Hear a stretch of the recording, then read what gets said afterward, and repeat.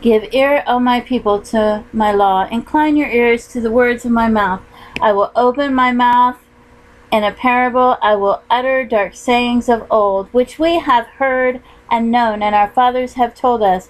We will not hide them from their children, showing to the generation to come the praises of the Lord and his strength and his wonderful works that he hath done. For he established a testimony in Jacob, and appointed a law in Israel, which he commanded our fathers, that they should make them known to their children, that the generation to come might know them, even the children which should be born, who should arise and declare them to their children, that they might set their hope in God, and not forget the works of God, but keep his commandments, and might not be as their fathers, a stubborn and rebellious generation, a generation that set not their heart aright, and whose spirit was not steadfast with God.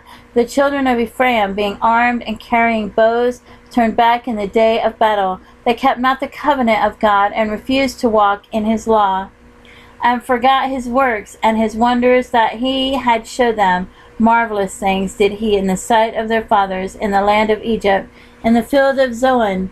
He divided the seas and caused them to pass through, and he made the waters to stand as in heap. In the daytime also he led them with a cloud, and at night, all the night, with a light of fire. He clave the rocks in the wilderness, and gave them drink as out of the great depths. He brought streams also out of the rock, and caused waters to run down like rivers. And they sinned yet more against him by provoking the Most High in the wilderness. And they tempted God in their heart by asking meat for their lust. Yea, they spake against God. They said, Can God furnish a table in the wilderness? Behold, he smote the rock, that the waters gushed out, and the streams overflowed. Can he give bread also? Can he provide flesh for his people? Therefore the Lord heard this, and was wroth. So a fire was kindled against Jacob, and anger also came against Israel, because they believed not in God, and trusted not in his salvation, though he had commanded the clouds from above, and opened the doors of heaven, and had rained down manna upon them to eat, and had given them of the corn of heaven, mandated angels food. He sent them meat to the full. He caused an east wind to blow in the heaven, and by his power he brought in the south wind. He rained flesh also upon them as dust, and feathered fowls like as the sand of the sea. And he let it fall in the midst of their camp round about their habitations. So they did eat, and were well filled, for he gave them their own desire. They were not estranged from their lust, but while their meat was yet in their mouths, the wrath of God came upon them, and slew the fattest of them, and smote down the chosen men of Israel. For all this they sinned still, and believed not for his wondrous works. Therefore their days did he consume in vanity, and their years in trouble. When he slew them, then he sought them, and they returned and inquired early after God.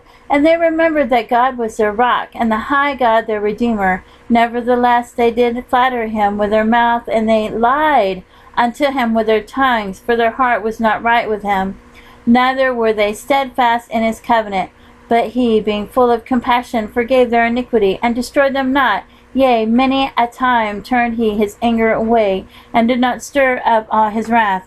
For he remembered that they were but flesh, a wind that passeth away and cometh not again. How oft did they provoke him in the wilderness, and grieve him in the desert? Yea, they turned back, and tempted God, and limited the Holy One of Israel. They remembered not his hand, nor the day when he delivered them from the enemy. How he had wrought his signs in Egypt, and his wonders in the field of Zoan, and had turned their rivers into blood, and their floods that they could not drink. He sent divers sorts of flies among them, which devoured them, and frogs, which destroyed them. He gave also their increase unto the caterpillar, and their labor unto the locust. He destroyed their vines with hail, and their sycamore trees with frost. He gave up their cattle also to the hail, and their flocks to hot thunderbolts. He cast upon them the fierceness of his anger, wrath, and indignation, and trouble, by sending evil angels among them. He made a way to his anger. He spared not their soul from death, but gave their life over to the pestilence, and smote all the firstborn in Egypt, the chief of their strength in the tabernacle of Ham, but made his own people to go forth like sheep, and guided them in the wilderness like a flock. And he led them on safely, so that they feared not, but the sea overwhelmed their enemies. And he brought them to the border of his sanctuary, even to this mountain which his right hand had purchased. He cast out the heathen also before them, and divided them inheritance by line, and made the tribes of Israel to dwell in their tents. Yet they tempted and provoked the Most High God, and kept not his testimonies, but turned back and dealt unfaithfully like their fathers. They were turned aside like a deceitful bow. For they provoked him to anger with their high places, and moved him to jealousy with their graven images. When God heard this, he was wroth, and greatly abhorred Israel, so that he forsook the tabernacle of Shiloh, the tent which he placed among men, and delivered his strength into captivity, and his glory into the enemy's hand. He gave his people over also unto the sword, and was wroth with his inheritance. The fire consumed their young men, and their maidens were not given to marriage. Their priests fell by the sword, and their widows made no lamentation. Then the Lord awaked as one out of sleep, and like a mighty man that shouteth by reason of wine. And he smote his enemies in the hinder parts. He put them to a perpetual reproach. Moreover, he refused the tabernacle of Joseph, and chose not the tribe of Ephraim, but chose the tribe of Judah, the Mount Zion, which he loved.